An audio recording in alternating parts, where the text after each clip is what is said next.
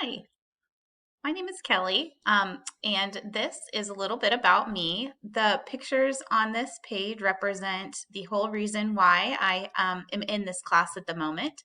My family and trying to advance my career so ultimately I can um, impact our family's well-being from now and into the future. Because as you can see, we have three kiddos. Our oldest is a freshman in college.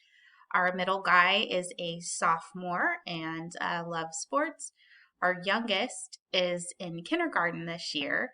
And then I also just became a puppy mom for the first time. We got a COVID puppy. So that's been quite the adventure. Um, our little golden doodle, and his name is Maverick. I also love books. I love the idea of traveling. I'm hoping that with this career advancement, we can begin some traveling with our family. Um, I cheer my kids on at all of their things. I love to advocate for early childhood initiatives, and I always refer to myself as the early childhood nerd. And I call myself politically excitable. I really enjoy politics. I really enjoy giving my opinion out into the great unknown of social media and not necessarily in the realms of family or people that um, might cause some issues with. I work for TARC in the Children's Services Department, and TARC has a variety of programs that support parents and children with disabilities and or developmental delays. And our goal is to help them enjoy and succeed in life to their fullest potential. So our biggest program that we run is the Birth to Three Special Education Program. But we also have supports for parents who have some cognitive challenges and are raising young children. We have a feeding clinic and an assistive technology department, and then we partner with our local Early Head Start. My professional activities match my interests and passions. I am currently the president of our Tiny K Alliance, which represents all of the Tiny K, so the Birth to Three special education programs in Kansas. And we work on federal and state policy that impact our programs, and I really enjoy that. I'm also part of the Children's Cabinet Early Childhood Advisory Panel. This is the first year that the Cabinet has pulled together a panel of experts, a true cross-section of stakeholders in the early childhood field. And I'm very excited to do that work with people that also love early childhood initiatives as much as I do. So, to talk about communication, I would say my main form of communication is written. If I could just put emails on this page, that probably sums up the way that I communicate with my staff, with community partners, with other early childhood stakeholders, oftentimes with parents, as email is sort of a form which a lot of people like to use. So any type of written information tends to be my preference. But I also use verbal communication in the form of staff meetings or community meetings, presentations. Certainly emails serve as one modality for communication with parents, but oftentimes a conversation is really the best method in order to make sure that I understand the big picture of their concerns or their joys that they're sharing. And then also, of course, conversations supporting our staff. I'm really interested in digital platforms.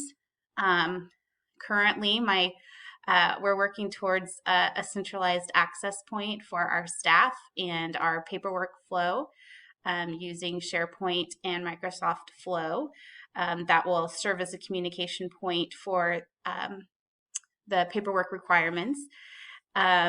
I'd say I influence the contents of the agency's website and social media platform in that I'm not directly responsible for it, but I do provide content or ask for things to be posted, and our development director then approves and decides what goes out to the public.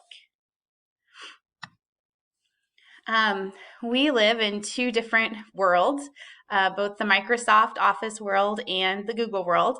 And sometimes that can be a little bit of confusing, or a little confusing. Our day-to-day tasks are mostly out of Microsoft Office, and I do think they have some really nice products that help both direct and, I would say, indirect communication in terms of completing tasks, communicating, and collaborating on projects. Google also has a lot of the same, and our children's records, our educational records, are stored in Google. And so we operate out of there for both the records and digital signatures. Do you use the website? Probably not as much as I should. But luckily that's not fully my responsibility, and our development team does an excellent job of letting me know when they need updated content. Another interesting tool that we use for communication is a product called Therawe. We have been in, I would say, a partnership with them for about 3 years now. It's a platform, a communication platform, both synchronous and asynchronous, for parents and therapists and educators to communicate about their child's intervention progress. And then those records are stored, and the parents can allow other people that are important to them access to those records.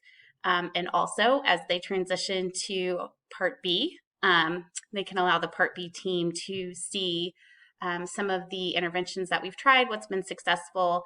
You can go back and parents can remind themselves of kind of what a technique looks like. It's a very interesting communication tool. There's also a platform where parents and providers can talk back and forth. So that's interesting as well.